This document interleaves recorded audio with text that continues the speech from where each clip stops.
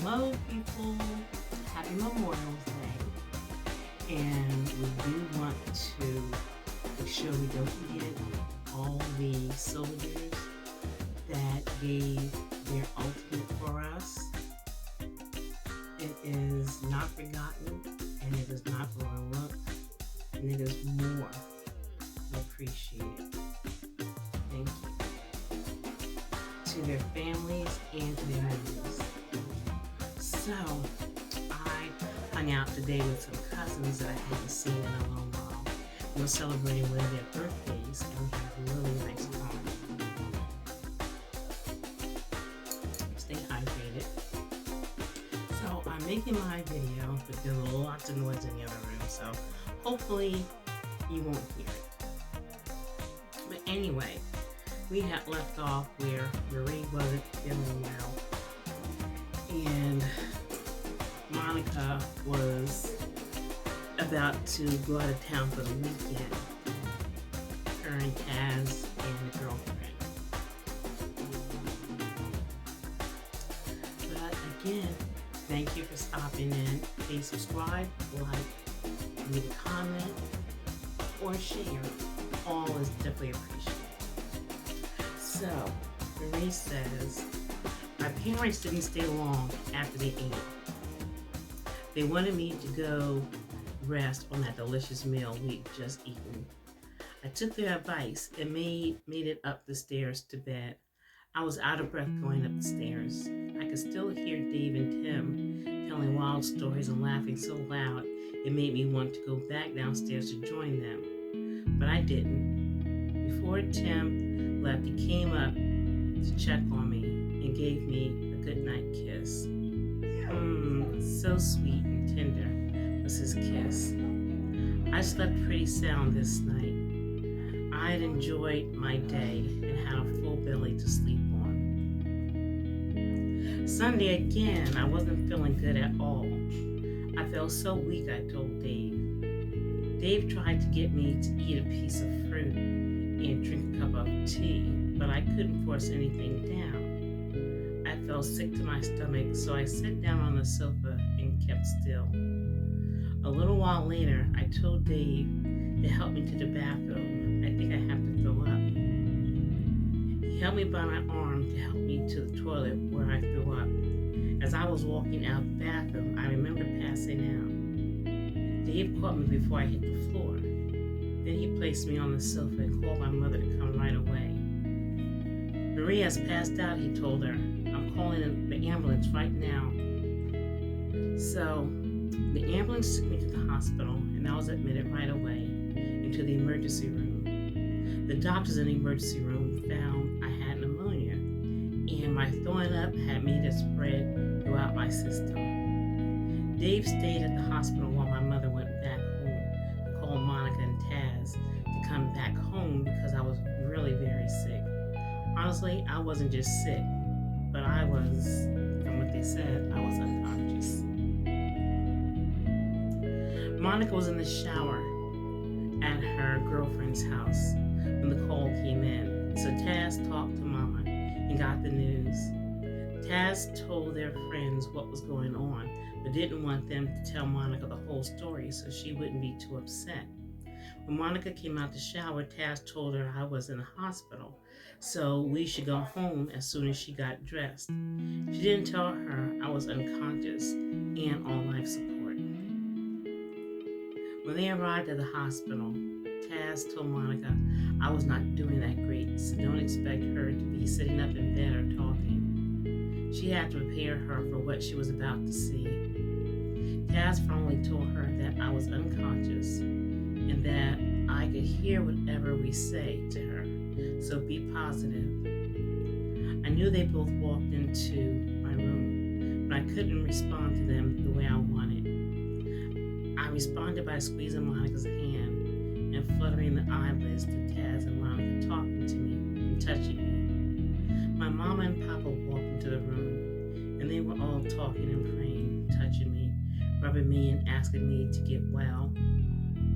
During this time in the hospital, I had a lot of family visiting me and hanging around the visitors' waiting room. thought I heard two nurses saying that my family, cousins included, were filling up the seats in there and they needed to get additional chairs for my family. During this time, Monica stayed at the hospital for days. Taz was here up until Friday night. She went home until Saturday morning, and my parents had gone home with her. Taz could often sense death, even if she didn't acknowledge it or if she didn't know who that bad feeling was aimed towards. But Friday night, while in bed, saying her prayers and praying to God to make me get well, she said it came to her, that feeling that she would have to let go of her sister, because she had a feeling her sister wouldn't be here much longer. Taz went to sleep and got up early the next morning, washed her hair, and told our parents that let's get ready to head up to the hospital now. She told them to hurry. She wanted to get there as soon as possible. Mom and Papa were dressed and ready. They were walking out the house when the telephone rang, and it was Monica calling to tell them to come to the hospital right away, that my blood pressure was dropping.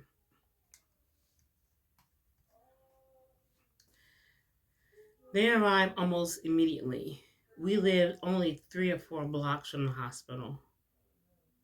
When they arrived, the nurses and doctors had been doing things to try to get my blood pressure up, but it seemed what they were trying was failing. This Saturday, the four of them rotated, staying in the room with me. They spent the day patiently as usual. Monica and Taz were rubbing me when Taz said to Monica, Maureen never wanted to be on life support, and at some point we'll have to respect her wishes. I had a feeling last night that we'll have to let her go. Let her know we love her and that we'll miss her beyond belief, and we will see her again. She needs to know this so she can go in peace.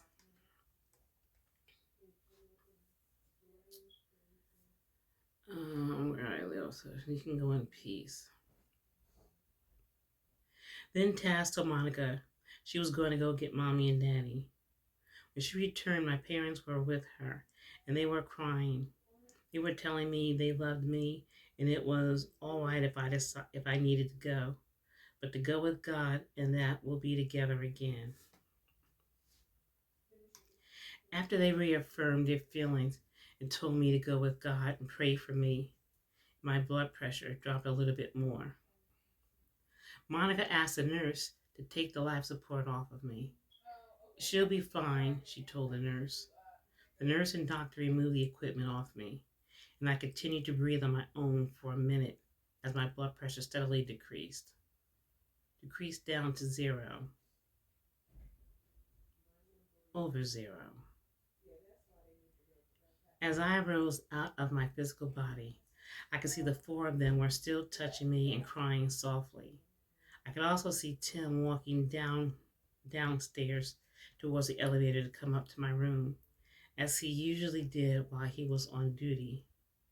But he came to sit with me even when he wasn't at work.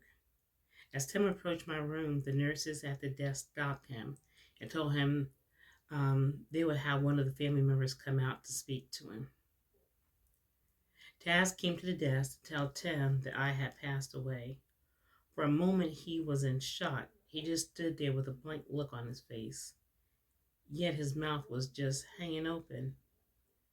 Then Tim asked her, what are you saying? Taz told him what had happened, and he turned red and started to cry. He asked the nurses if he could please go to see me. Taz said he should come in, and the nurses allowed him in my room. As I looked down, I thought for a second, that's my body down there. I'm out of my body. Will I return to it? Then, with that thought, I soared up and out of the building, and I seemed to be flying at a speed of light. But everything I viewed was very clear as it passed me, or as I passed it.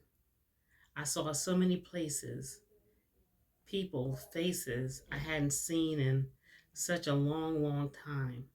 I saw happy events and gatherings, times from when I was a little girl. Then all of a sudden, I was back at the hospital room, looking down on my family and Tim as they finally walked out of the room and went to the waiting room. Then I felt so light. I seemed to soar straight up, seeing what was going on in the hospital getting further and further from my sight.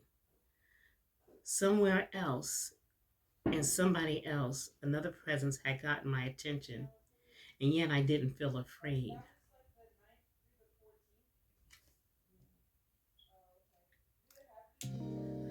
And so we'll stop right there for now. So, not sure if she's having a near death experience or an out of body experience, or if she'll return and wake up. But it's a lot when you are losing a loved one, and it's something that you really never get over. But thank you all for joining in today. I hope you have a very blessed week.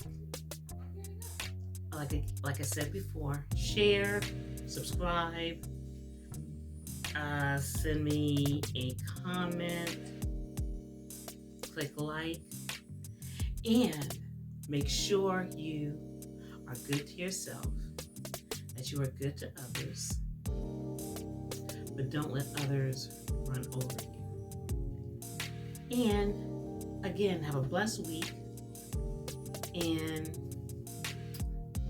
peace.